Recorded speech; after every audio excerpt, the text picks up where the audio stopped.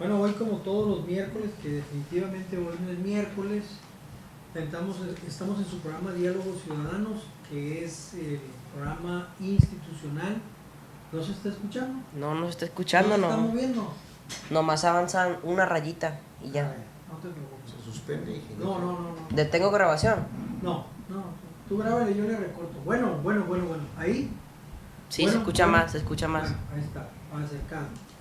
Otra vez, hoy miércoles, que quizás sea miércoles y hoy definitivamente no es miércoles, estamos en el programa Diálogos Ciudadanos, que es el programa institucional, la voz institucional de Radio Artesana, y hoy 9 de agosto, que sí es 9 de agosto, se asume por las Naciones Unidas la celebración del Día Internacional de las Naciones Indígenas, de los pueblos indígenas, ni siquiera le reconocen naciones.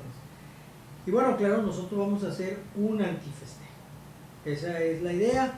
El día de hoy nos acompaña el compañero maestro Bonifacio Ramírez Carmona, que nosotros, pues de manera personal y tierna, ¿verdad?, le decimos Boni, que es nuestro amigo. El compañero doctorante de la Facultad de Derecho, que ha estado investigando el tema de las naciones indígenas y la municipalización en el estado de Sinaloa, pues está con nosotros hoy para hacer este programa. A mí me parece que es correcto plantear que no hay nada que celebrar, y bueno, pues le dejamos micrófonos. Gracias, doctor Francisco Morales, por la invitación que se nos hizo para poder participar en este 9 de agosto, que está catalogado como Día Internacional de los Pueblos Indígenas. Y una pregunta, una interrogante que nosotros nos hacemos es, ¿qué podemos celebrar cuando en los pueblos originarios en la actualidad hay despojo de su territorio, despojo de sus bienes naturales? ¿Qué celebrar cuando en los pueblos originarios lo que las estadísticas demuestran es una profunda marginación social, pobreza y pobreza extrema y olvido, decimos nosotros? Voy a dar lectura a esta aseveración que hacemos.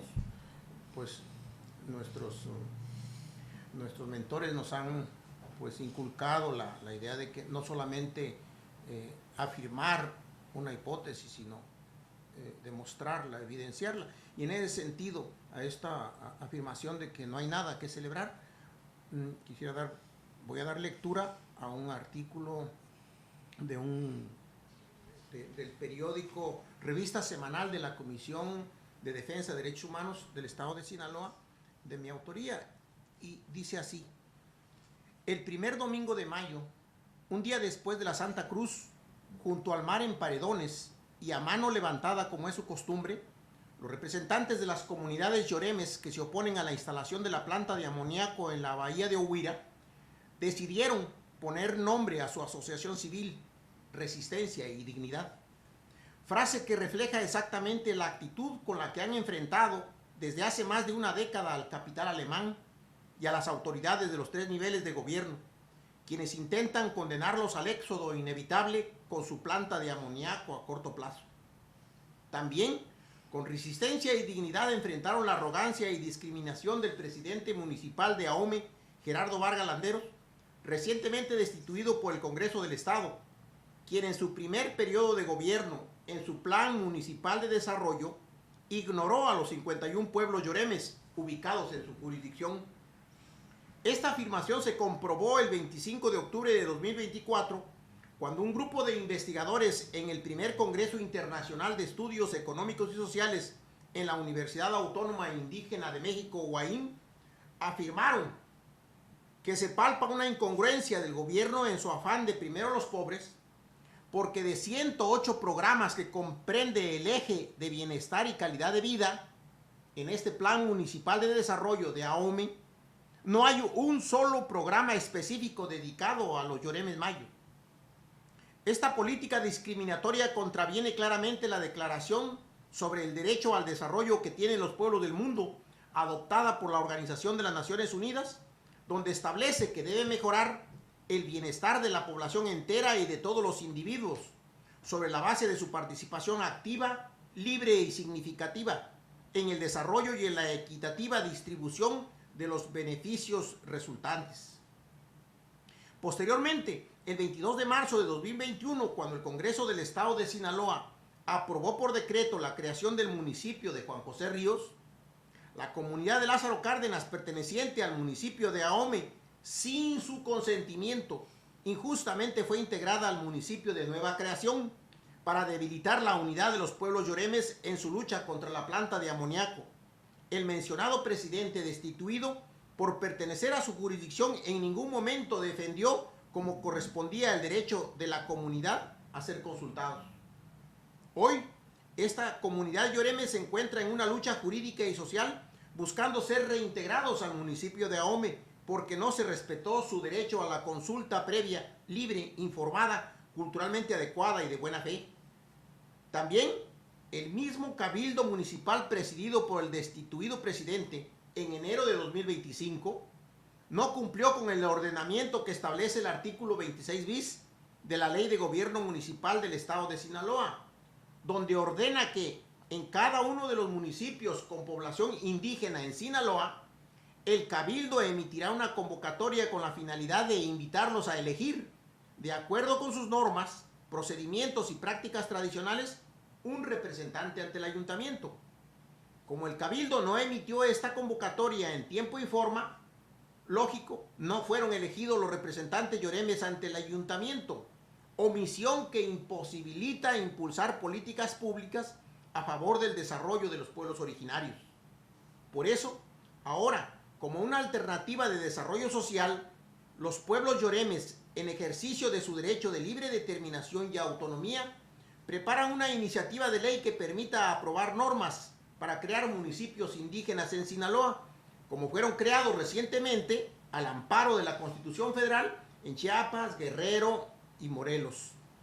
Legalmente se puede, solo falta voluntad política al Congreso del Estado, voluntad política que le faltó a Gerardo Vargas Landeros. Los yoremes, mientras, acompañados con su grito de aquí no, caminan con la esperanza de escuchar en la mañanera algún día la decisión de cancelar la instalación de la planta de amoníaco en su bahía. Entonces, pues doctor, creo que ahí hay varias evidencias que dejan bien claro que los pueblos originarios, hoy 9 de agosto, pues no tienen mucho que celebrar. No, y sobre todo porque no es solamente la bahía de Huira la que está en peligro, es todo, pues todo el mar de Cortés, ¿no? Todo lo que es el Golfo de California está en peligro, porque no es solamente la gasera en el caso de Sinaloa, también en Sonora se está presentando la misma situación. Y también hay despojos ya históricos, ¿no? Como la isla del Tiburón para los seris, ¿no? Entonces esto nos indica claramente que hay una negación de la existencia de pueblos indígenas, de naciones indígenas, porque el mismo nombre, ¿no? de celebración de los pueblos indígenas, la misma idea de celebración de las lenguas indígenas, o sea, prácticamente por debajo de un idioma, por debajo del concepto de nación. Y esto demuestra una perspectiva todavía colonial, del colonialismo interno del que hablaba Pablo González Casanova, ex rector, en paz descanse, de la UNAM, sobre ese colonialismo interno referido a la actitud racista que predomina dentro de las instituciones mexicanas y del cual hemos hablado de manera reiterada aquí. El reconocimiento de las naciones indígenas como parte constituyente del mosaico plurinacional de México es un aspecto pendiente. Un aspecto pendiente, se reconoce un mosaico pluricultural pero no plurinacional. Y es muy importante este aspecto porque permitiría un desarrollo, potencializar las regiones, y lo hemos mencionado en varias ocasiones también, desde el punto de vista del desarrollo regional. Es un desacierto no reconocer a las naciones indígenas. Es un desacierto porque limita el potencial dentro de la perspectiva económica de una ley económica pues descubierta por el marxismo, que es la ley del desarrollo desigual y combinado, de la cual hablaba, pues, retomaba él, ¿no? Y la mencionaba de manera reiterada León Trotsky. León Trotsky hablaba de esta ley del desarrollo desigual y combinado, y cómo el capitalismo busca reservas económicas que le permitan reestructurar el capital. Y por eso el reconocimiento de Rusia como una federación de naciones, no solamente de naciones en términos de identidad territorial, sino también de identidad cultural.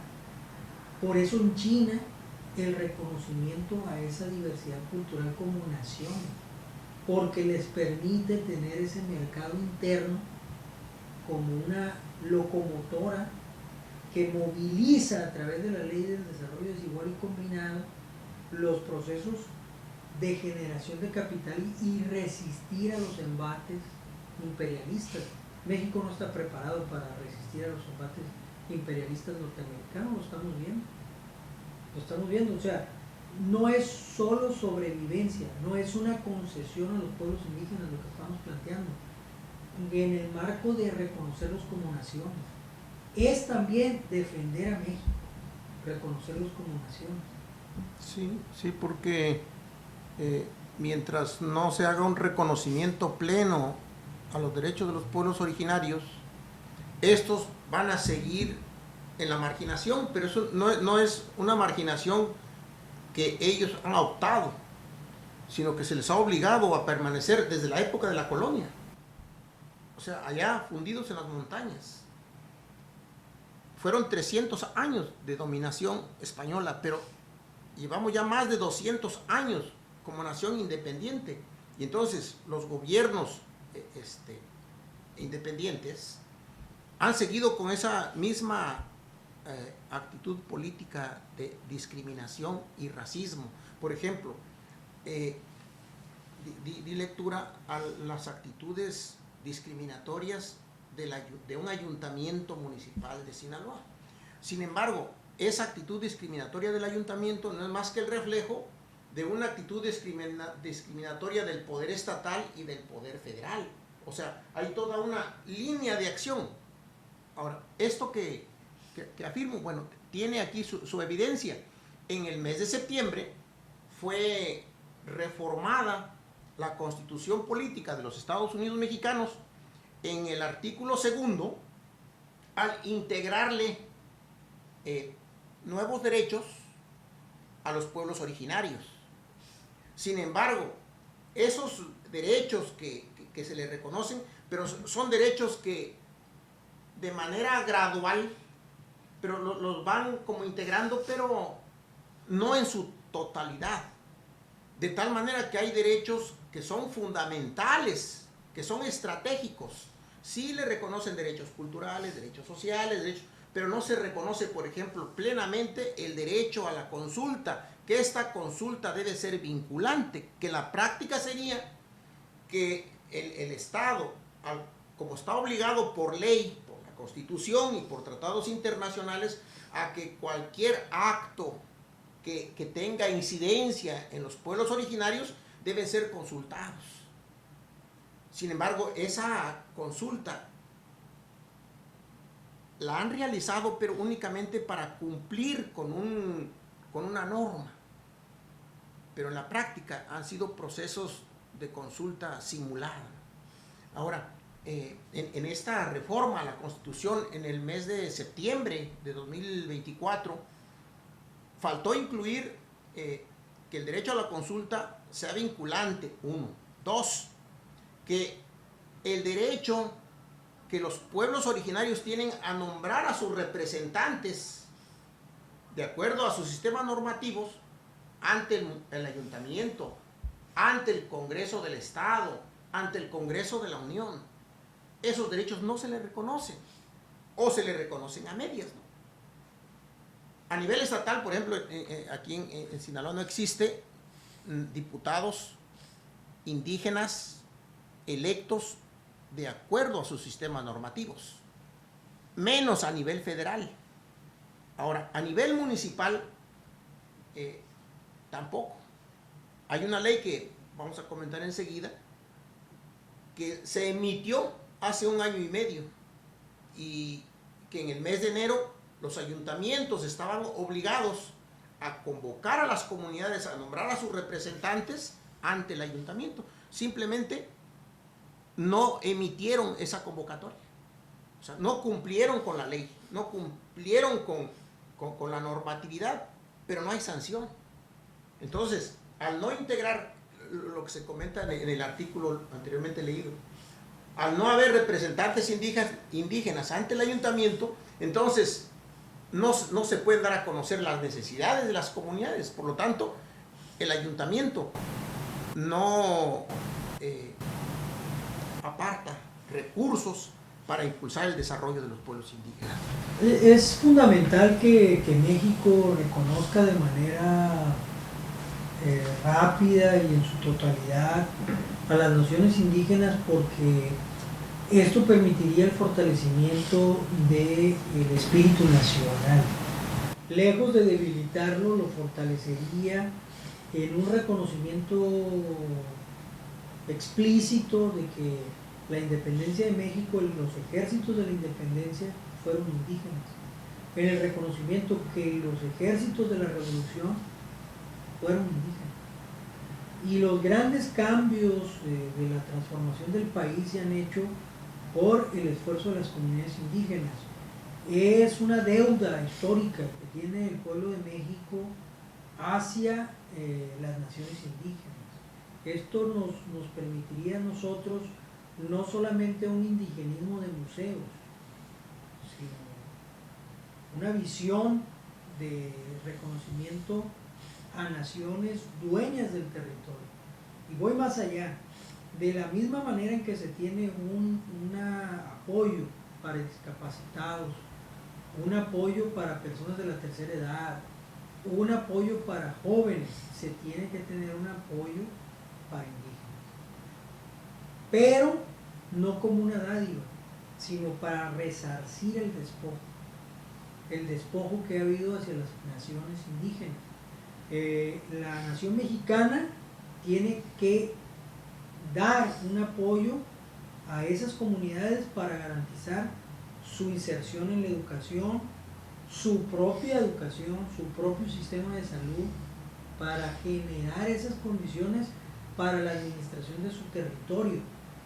Y de esta manera resarcir una deuda histórica con la defensa del territorio nacional, porque eso es lo que está en juego. Si ustedes leen un libro que se llama Tácticas Rojas en las Américas, es un libro de contrainsurgencia que se repartió en los años 70, 60 y 70 en México, se planteaba una preocupación de parte de la CIA de que los comunistas aliados con los indígenas serían un grupo de bastante resistencia a las posibilidades expansivas del imperio norteamericano. Bueno, parece que nos están dando el temor. Uno de los aspectos por los que los norteamericanos no continuaron su invasión después del Río Bravo era porque no querían volver a tener una guerra indígena como la que tuvieron en la colonización del oeste. El nivel de sangría que tuvo el ejército norteamericano fue muy alto y por eso detuvieron los planes expansivos. ¿Quién está enfrentando al imperialismo norteamericano en estos momentos? Las comunidades indígenas. Son las que están resistiendo en Huira, son las que están resistiendo en los ejidos, en Michoacán, son las que están resistiendo a las mineras en San Luis Potosí, en Nayarit.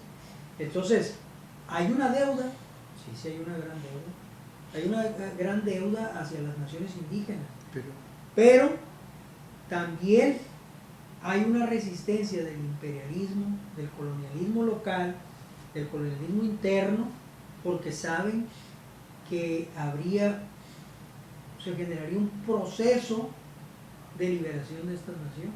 Sí, doctor, cuando menciona que hay una deuda histórica, si bien los pueblos originarios participaron en la guerra de independencia, en la Constitución de 1834 los derechos de los pueblos originarios no fueron contemplados. De la misma manera, en la guerra de reforma, donde los pueblos originarios participaron activamente, en la Constitución de 1857 tampoco fueron contemplados los derechos de los pueblos originarios. Y fue el mismo fenómeno que sucedió al concluir la Revolución de 1910-17, cuando se aprueba la Constitución que todavía nos rige en la actualidad. Los derechos de los pueblos originarios fueron ignorados. Se han ido integrando, pero de manera paulatina, apenas en el 1992, donde se reconoce la existencia de los pueblos originarios. Pero no es sino hasta después de 1994, cuando una rebelión armada de indígenas en Chiapas, entonces viene la preocupación, y en el 2001 se integran algunos de los derechos de manera limitada en la Constitución en su artículo 2. Mientras que en Canadá se les entregó una provincia, mientras que en Nueva Zelanda se les restituyeron territorios, Aquí se les quita. aquí se les está despojando. Sí. Porque no podemos hablar de las naciones indígenas solamente en México, hablamos de las naciones originarias en todo el mundo, porque hoy es el Día Internacional de los Pueblos Indígenas de todo el mundo. Situación que, insistimos, las propias Naciones Unidas tienen una mentalidad colonial. Hablan de las lenguas indígenas, hablan de los pueblos indígenas, no de las naciones. Sí. El derecho a su territorio, el derecho que tienen a su territorio, o sea, tienen una posesión desde hace mínimo 5 siglos. Sin embargo, el gobierno actual está dando concesiones a empresas privadas, nacionales e internacionales, que llegan e invaden territorios. En este caso, bueno, en Sinaloa, el caso más sonado es el de la invasión a territorio del pueblo Yoreme, de pueblos yoremes que viven alrededor de la bahía de Ohuira. Llegan estas empresas y se plantan en una zona pues que debe estar protegida por el gobierno federal. Bien, ese derecho tampoco se contempla en la reforma que se hizo a la Constitución mexicana en septiembre de 2024. Ahora, en esta misma Constitución le da facultades a los congresos de las entidades federativas para que armonicen, de acuerdo a la Constitución federal, armonicen la Constitución local. En este momento, en el Congreso del Estado de Sinaloa, hay una iniciativa de ley para reformar el artículo 13 bis de la Constitución local, en donde se deben integrar los derechos que están contemplados ya en la Constitución mexicana, integrarlos a la Constitución de Sinaloa. Sin embargo, quisiera hacer algunos comentarios de que esta iniciativa que están a punto de aprobar en el Congreso del Estado tiene grandes limitaciones. Si de por sí la reforma que se hizo a la Constitución mexicana tiene limitaciones, las limitaciones que quieren, pues que ya están en la iniciativa del Congreso del Estado de Sinaloa, son enormes. Nada más quiero comentarles, por ejemplo, hicimos un cuadro comparativo entre las fracciones, los apartados que tiene el artículo 2 constitucional y las fracciones que tiene la iniciativa de ley que ya está a punto de aprobarse. Por ejemplo, dice, en el apartado A del artículo 2 de la Constitución Federal contiene 12 fracciones, mientras que la iniciativa de ley que está a punto de aprobarse en el Congreso del Estado de Sinaloa contiene solamente 8. En el apartado B del artículo 2 de la Constitución Federal contiene 15 fracciones, mientras que la iniciativa que está a punto de aprobarse en el Congreso del Estado contiene apenas 8, o sea, la mitad, casi la mitad. Ahora, en el apartado C del artículo 2 de la Constitución Federal contiene 3 fracciones, mientras que la iniciativa que está a punto de aprobarse en el Congreso del Estado de Sinaloa no contiene ninguna. Por último, en el apartado D del artículo 2 de la Constitución Federal contiene 5 párrafos, mientras que la iniciativa que está a punto de aprobarse en el Congreso del Estado de Sinaloa contiene solamente 2. Y la otra gran deficiencia es que están a punto de aprobar esa reforma y no están cumpliendo con el ordenamiento constitucional que dice que antes de que aprueben una ley en materia indígena deben consultar a los pueblos indígenas. Por lo tanto, estamos esperando a que se apruebe para que los pueblos originarios puedan, con un amparo, buscar la anulación de esta reforma iniciativa en materia indígena que el Congreso del Estado está a punto de aprobar. Lamentablemente lo que vemos pues es simulación. Lo que vemos es usurpación incluso del espacio de representación de los indígenas a partir de estas visiones de autodefinirme como indígena. Y esto está generando bastantes problemas, porque lamentablemente lo que debe de predominar pues es un censo de las comunidades indígenas que tampoco, de las naciones indígenas que tampoco existen. O sea, no hay ni siquiera un censo real de las naciones indígenas, lo que requiere pues necesariamente de una administración propia de parte de las comunidades, del sistema educativo, del sistema de salud, del sistema de beneficios y la administración de su territorio.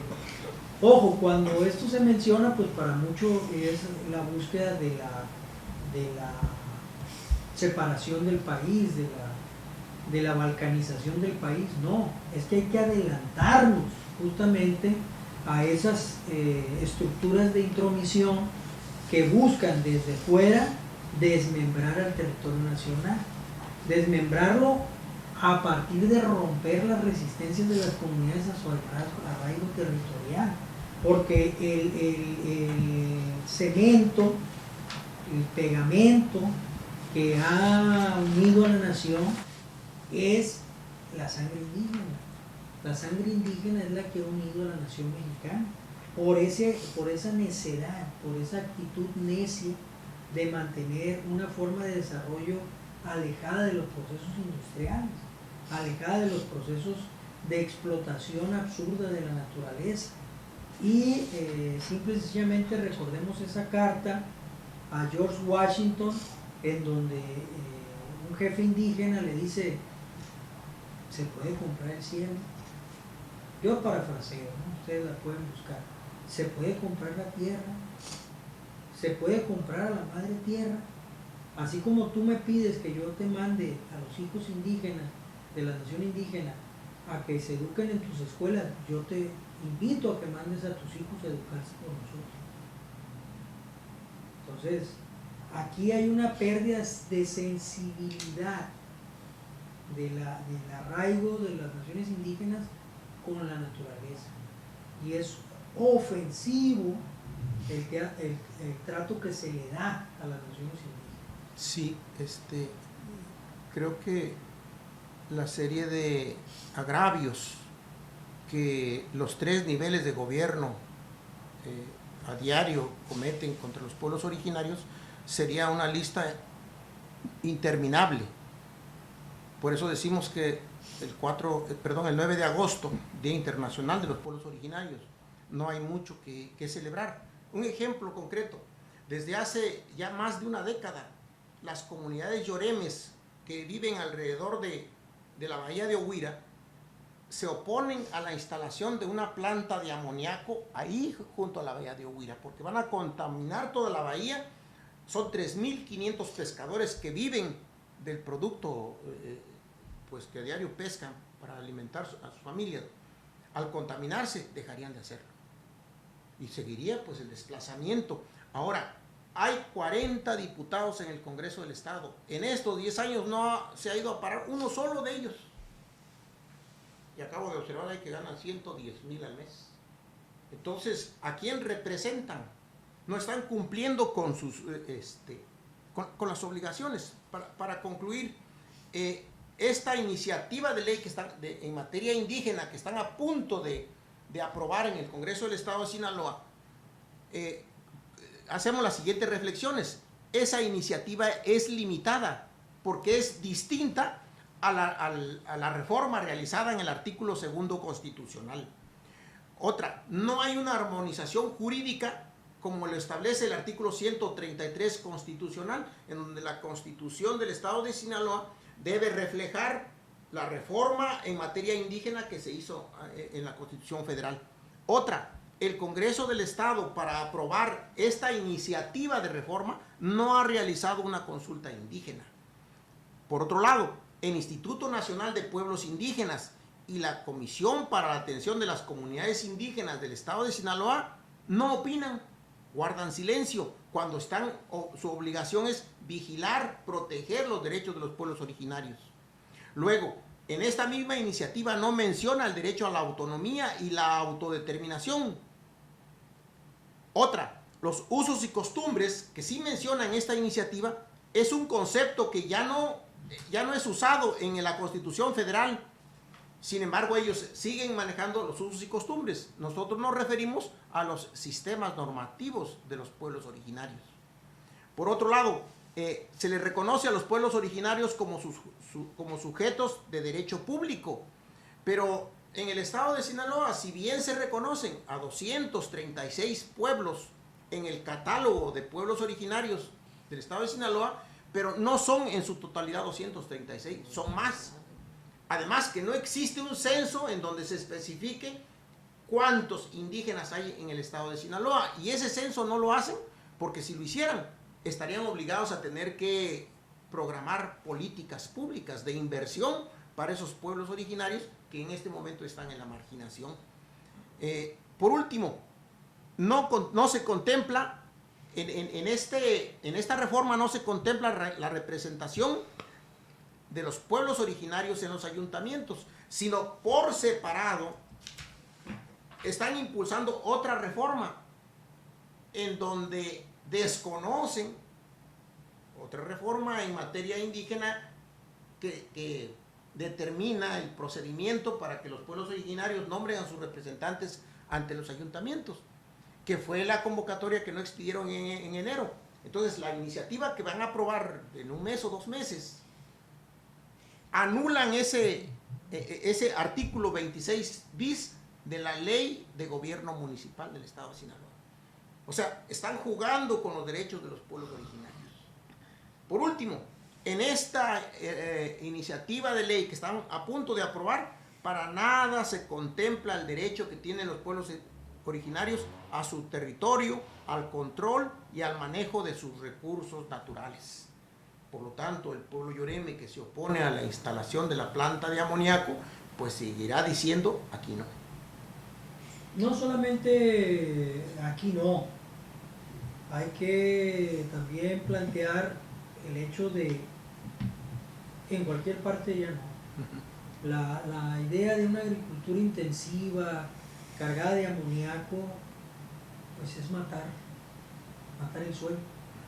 Es una agricultura que contamina y que nos enferma. Y bueno, la resistencia, la vanguardia ahí está, y de nuestra parte lo que queda es volver a decir, este es un antifestejo. No hay nada que festejar, lo que hay es seguir reclamando y seguir proponiendo sobre todo el reconocimiento de México como una nación multinacional, sin ningún tipo de temor a superar las ideas de Benito Juárez. No hay por qué tener temor a superar al benemérito de las Américas. Fue un hombre de su época, y como he dicho en otras ocasiones, ni Juárez, ni Cárdenas, ni Andrés Manuel tuvieron los tamaños para invadir Estados Unidos y recuperar nuestro territorio nacional. Ahí es donde está la traición. Ahí es donde está la traición. Aquel que tiene más de 30 millones de votos y no levanta al pueblo de México del otro lado del río Bravo, es un traidor. Es un traidor. Porque lo primero que hay que decirle a los norteamericanos es: ustedes están en tierra robada. Ustedes están en tierra robada. No tienen por qué tener actitudes de este tipo en contra del pueblo de México, al que le han despojado la mitad de su territorio. Donde también expolian, explotan a las naciones indígenas bajo un colonialismo y un racismo que no se puede tolerar. Una última Un conclusión, último comentario. doctor, en el sentido de que mientras a los pueblos originarios, que son oficialmente 68 pueblos originarios, y que uno de los últimos censos, el INEGI, reportó más de 23 millones de indígenas en México, que no son una minoría, como le llaman.